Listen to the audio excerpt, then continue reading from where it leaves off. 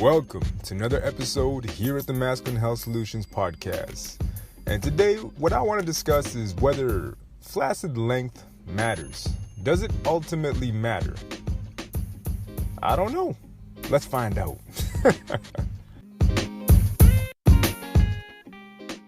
What is going on, gentlemen? I'm sorry that I've been kind of MIA for a little bit. Just been swamped with a whole bunch of different things that I've had to do. Been busy working on the websites, a lot of behind the scenes things, but I'm gonna try to make sure that I get the episodes coming out more fluidly, and I want to make sure that it's coming out weekly. I was very active on Instagram. I'm still trying to get in touch with Facebook to basically change the way that the verification process is done on my account. Right now it's linked to an old number, and it's killing me, man. It's killing me because I can't log back in. And I don't really feel like rebuilding the entire account back from scratch. But honestly, if that's what it comes down to, then you know what? It may just come down to that. And I might just have to start from scratch and just rebuild a brand new Instagram page. And you know what? It is what it is. So if you're also wondering why I'm just kind of been MIA there and, a little bit more on the Facebook page, that's pretty much it, man. I've just been trying to figure out a way to basically get that account back. Now, let's go back to the subject at hand. And the reason why I got this, or why the subject came up is, I was talking to a dude about how, he was saying that flaccid length really isn't a precursor, and it really doesn't matter in regards to PE.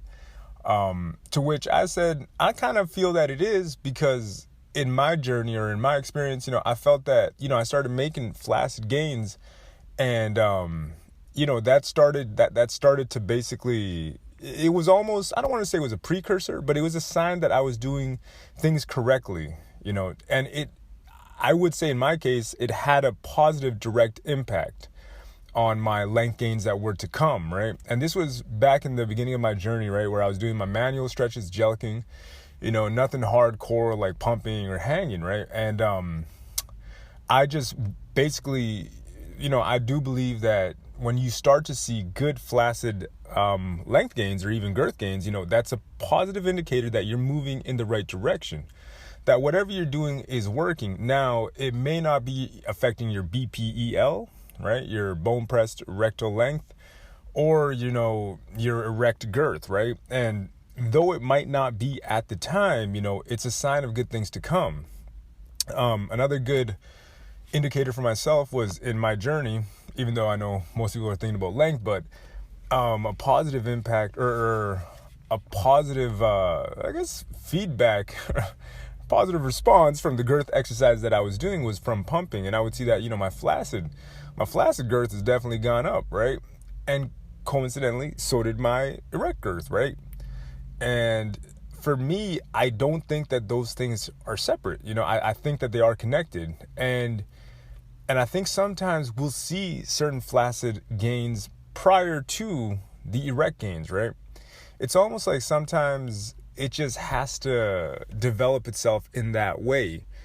And when you do notice, and that's one of the things that I wanted to come back to as well, is that, I've gone to Thunder's Place, Matters of Size, all these different places. And one of the biggest factors that's always talked about in male enhancement or penis enhancement is the positive physiological indicators. And for me, a larger, bigger flaccid hang is that's a pretty good indicator that you're moving in the right direction, right? Because if your flaccid is hanging lower, chances are that over time, your erect length and erect girth is probably going to be a little bit bigger too. Things are starting to develop, and though they may not be, 100% in the erect department, you're still going to see noticeable gains in your flaccid length or flaccid girth. And the reason why I bring that up is that when I started to see the biggest flaccid length gains, right? When I started to see like, yo, man, I'm definitely hanging at least half an inch to an inch lower. I mean, it's quite noticeable. And it was quite nice for my ego, I'm not going to lie. It felt pretty good walking in front of the mirror before going to take a shower. Like, ooh, where did these gains come from, right? And but the reason I bring that up is that I noticed that the place where it hit me, and it definitely hit, like, where I saw direct gains after I saw the flaccid length gains, was my bone press flaccid stretch stretch length, right? A little bit of a mouthful. And I noticed that I started to make, gains there. And some of the guys, I mean, everybody's different, but in my journey, I noticed that I made, flaccid stretched length gains prior to my erect length gains, right? And I mean, let's just be 100% honest here. I don't know what your take is on it, but, I believe that all of us, myself included, at the end of the day, the most important measurement for me isn't even bone pressed erect length. For me, it's the non-bone pressed erect length. That to me is by far the most important. And then the erect girth, mid shaft, top shaft.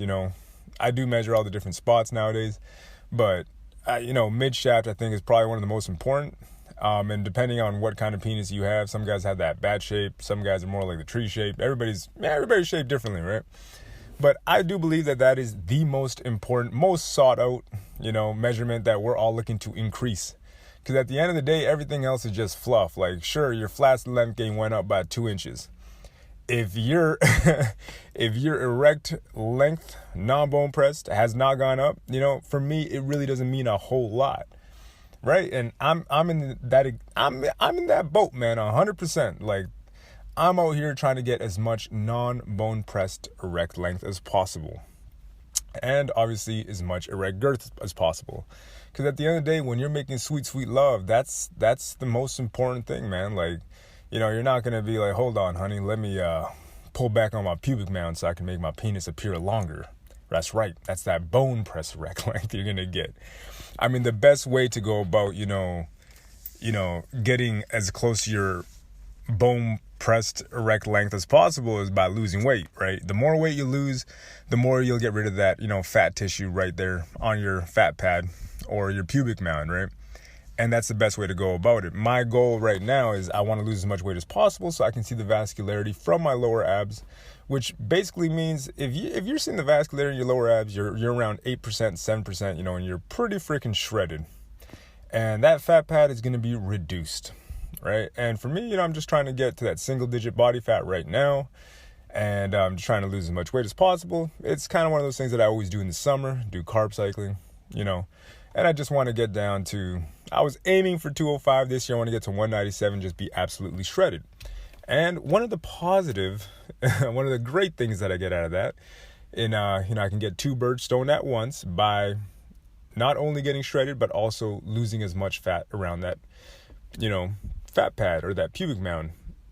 And in doing so, it'll make your penis appear bigger. Or it will make it appear bigger. Even if you're very, very overweight, you lose about 100 pounds, believe me, your penis is going to appear larger, right? Is it actually getting bigger? I mean, circulation probably has improved, and your vascularity is probably improved down there as well. But the biggest thing is that, you just got rid of a whole bunch of fat, and it's going to make your penis look bigger, right?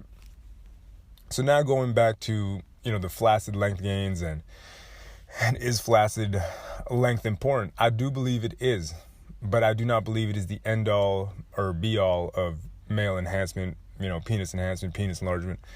It's not, but it's something that we should pay attention to.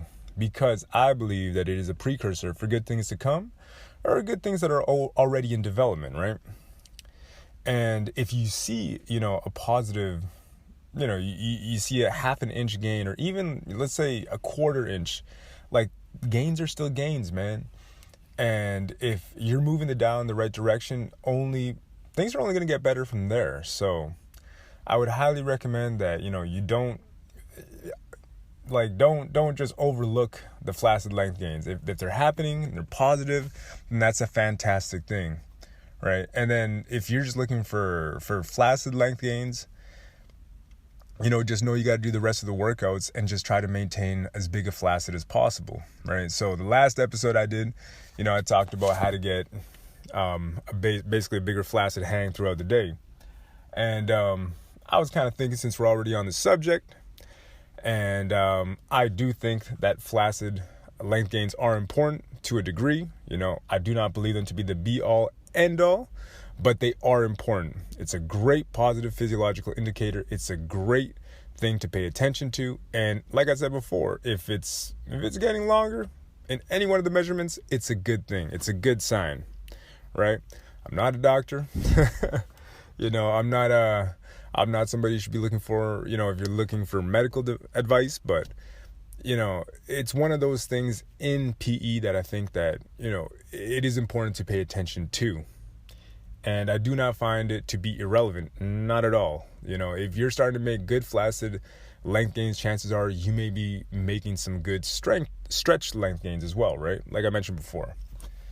But anywho, going back to the other topic at hand, how to get a bigger flaccid hang throughout the day. Last time, the subject that I had touched on was pumping.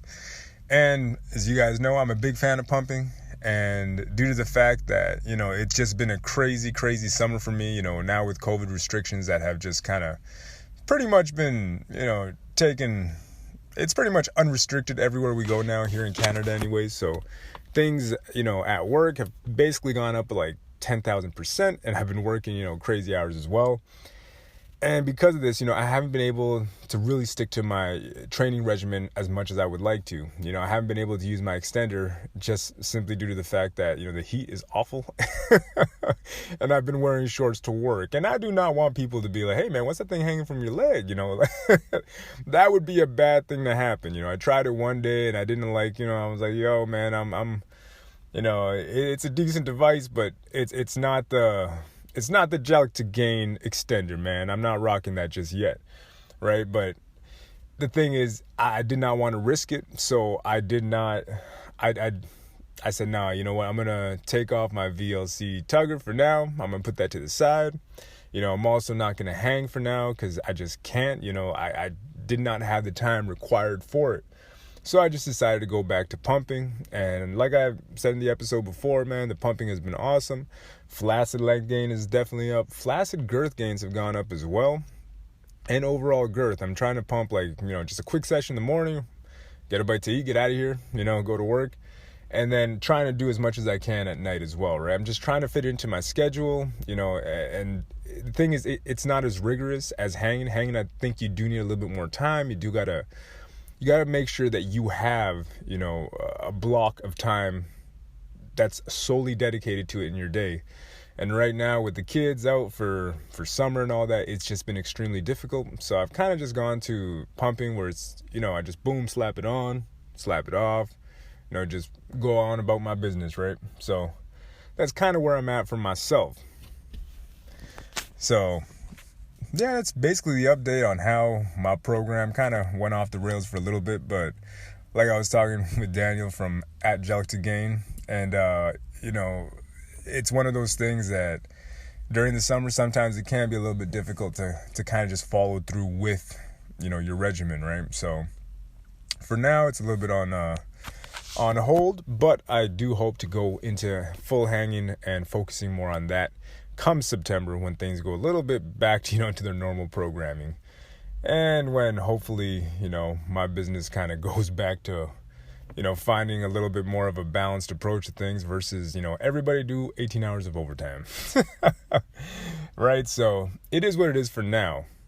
But going back to how I wanted to talk about other methods that you can use for a better flaccid hang. Number one, well, that was the pumping episode we did last time. And what I want to talk about today, the method that I would go about, is basically just the use of extender and manual stretches. Now, I think that, obviously using your extender for as long as you possibly can is obviously going to render you the most benefits, right? If we look at the different tribes around the world that use their archaic extenders and obviously found great success because these guys are all hung like horses, so we know that it worked, right? So obviously you want to use a comfortable extender. You want to use one that you can slap on, not worry about, take it off to take a piss, and hopefully just put it back on as quickly as possible. Obviously, like I said before, you want to check out the Gel2Gain extender at gel2gain.com and use the promo code MHS10, support the podcast, and definitely check out Daniel's designs if you want to hang, you're looking for more length, and you're looking for a comfortable extender, right? Definitely, man. I mean, the design, second to none, right? So if you can use it, and that's the thing about Daniel too, he talked about how you can even wear the thing to sleep. It's that comfortable, right? Versus some of the other ones that, like even the VLC tugger that I had, or the other extenders that I've used in the past, those things hurt so bad. I mean, the one that I got with that Vimax pack, man, woo-wee, that thing was painful. After about 4 hours, I felt pain and things started to slip, and the circulation of my head was basically non-existent. It was awful, right? So you do want to make sure that you have something that's good, that's comfortable, and you can wear from, I'd say, man, aim for anywhere from 6 to 10 hours. 6 to 10 hours out of your 14 hours of you being awake are very, very durable or doable, right? If you want something you can maybe wear to sleep, you could definitely try the Gel to Gain extender, or not extender, I mean ADS, or you could try the Flaccid Forte, which is one that you can even wear to sleep as well, right? So those are the two models that you can wear if you want to go to sleep and wear it for a longer period of time while you're sleeping. You don't really have to think about it. But obviously, the other ones you can wear during the day. There's all kinds of different models that exist. Definitely use it for about 4, I'd say minimum, man, 4 hours, but shoot for at least 6. And if you can, 10 hours a day will definitely, give you the most bang for your buck, right? Shoot for that.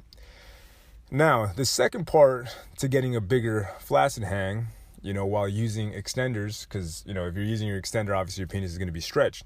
The biggest enemy for you now will be retraction, right? And I wrote an entire article on like the different methods to fight retraction, right? And I would suggest just doing manual stretches in between your sets, right? So if you want to break it down in 3-hour sets, 4-hour sets, right? You can always do that and just, boom, shoot in like a 10-minute stretch session, just some manual stretches. You can do Mandingo stretches, ace stretches, tuck and pull stretches, lazy ass stretches if you're just sitting down. There's all kinds of different stretches that you can do. Manual stretches don't cost you a dime, right? I do know that using extender will cost a little bit of money, but hey, sometimes you got to pay to play. And if you want to get the most out of the male enhancement world, then you know what? You do want to spend money, but you want to spend money the right way. It's like making an investment in anything in this life. You may want to make sure you pick the right tools, and make sure you got them in your toolbox and use them to the fullest. That will help you make massive gains. Spending money on stupid things like pills or creams that say, hey, you know what, this here is the bee's knees and it's going to change your life forever. Make your wife holler for $1, give her screaming orgasms and all that. I could almost guarantee you that's a lie. As far as I know, the different supplements and pills that I've taken, none, like I said before, there are excellent male enhancement pills that exist. And, VigorX, Male Extra, I think it's Male Extra. I mean, they're great pills. They help with circulation, right? That's pretty much all they really do. Maybe help with virility as well. But they're not going to make your dick grow 4 inches overnight. If I've seen those ads before too, where it goes from like a dude's got like a 2-inch penis to 12-inch penis overnight. Not happening, man. Not happening whatsoever. Right.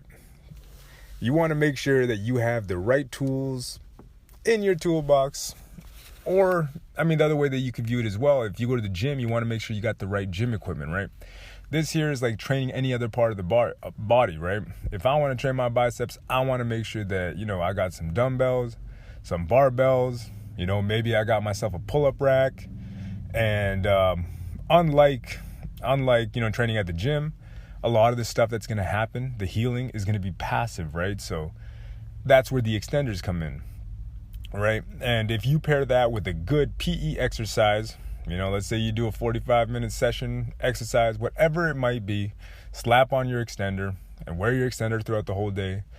You break down the sets, do 5-10 minutes of stretching, between the sets. You're going to see a bigger flaccid hang if you take the thing off and go to sleep at night. The other thing you want to pay attention to, when we're talking about strong physiological indicators, is definitely your erectile quality, right? If you're getting good, strong nocturnal wood, hey, man, that's a good sign. If your dick is damn near, like, oh, man, it's not even getting up, I'd probably just recommend doing some jelks before going to sleep, maybe doing a little bit of edging. That's a good way to always kind of, keep your penis in a semi-engorged, kind of pumped state. And it'll probably help to bring bigger and better things in the near future, right? So I think that's another good way to go about it. And it's a great way to always maintain kind of a bigger flaccid hang as well, right? But that's pretty much it for using an extender.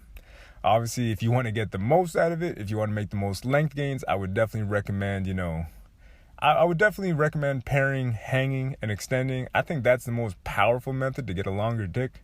Just straight up, man. Like, no BS, 100%. I don't want to say foolproof, but I'd say it's pretty much foolproof. If you want to get the longest penis possible, I would definitely combine hanging with the use of an extender. Why the use of an extender? Because it'll keep the retraction at bay. Why hanging? Because it's probably the most powerful method of stretching your penis out for an extended period of time, right? But like I said before, it does require, a solid chunk of time, dedicated to it. You do got to think about the time in between sessions, maybe doing some dry jelqing and, in between your sets of hanging, right? So it's definitely something that if you're looking for more length gains, hanging/extending, and it damn near will probably give you a bigger flaccid hang as well, right? The only thing you want to be careful for, as mentioned before, is retraction, right? If it starts to retract from a heavy workout, that's kind of when you got to mind your P's and Q's and make sure that you stretch it out with different types of stretches. I myself just like the Mandingo stretch when I'm just, hanging out. I'm watching TV, I can just pull it out and just do some manual stretches. Very, very simple, but this is the way that, I usually fight retraction when I'm just chilling out at home / pumping. It's kind of the way that I'm just going about it right now, right? So that's pretty much it. If you want to use an ADS, an extender device to basically keep your flaccid hang as big as possible, mix it up with a little bit of manual stretches, and you'll make your flaccid hang heavier, longer, and that's what we're looking for here. We're looking to maximize our penises. I mean, it is the truth, as funny as it may sound, but if I'm looking for bigger length gains, this is the best way to go about it. Again, no gimmicks, no lies, none of that. Take this and you'll be massive in a week or two. Not the case, man. Definitely give yourself anywhere from 3 to 6 months. Make sure you track your progress, make sure you take some pictures, and make sure you just jot it down at the very least. Just keep a little diary for yourself, right? It's not that you got to make it public or anything. This is strictly for you, right? This whole journey is for you. And that's kind of why I started this podcast, because I just wanted to explore the subject. And, I've been blessed in that I've met so many people that are also on this journey. Shouts out to Ed and all the other people I've come across. It's a blessing to see so many different guys and talking to them about their experiences, right? So definitely, it's a work in progress for all of us, and for all the guys that have been doing this for a little while. Just know that, hey, you know what? I support you 100%. And I hope we just all continue to make gains. Again, patience is probably one of the biggest factors. Myself included, I want to maximize and see massive gains overnight. Unfortunately, it has not happened.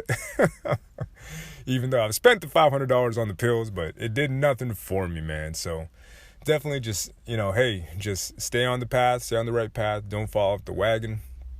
And even though there's a little bit of turbulence, or there may be a little bit of turbulence, down the road in your lives, just stick to it, man, and you'll see good things will come. All right, guys. Does flaccid length matter? In my opinion, I think it does. I think it does. And if you want to make sure that you get a bigger flaccid hang, just use your ADS device, use your extender device, and put it to good use. Mix it up with some manual stretches, and you'll definitely see a better, bigger flaccid hang throughout the day. All right, well, that's pretty much today's episode. Can't wait to do the next one. And again, if you guys got any questions, hit me up at masculinehealthsolutions.com. Hit me up on the website, the IG. I hope that I have that back in the near future. If anybody knows how to, change that verification process up, let me know, because I've been trying to contact Instagram and Facebook for the past 3 weeks. And I just feel that they're ignoring me. But I'm going to keep trying, and just keep you guys updated. With all that said, though, guys, I wish you guys all the best. Stay safe and keep gaining.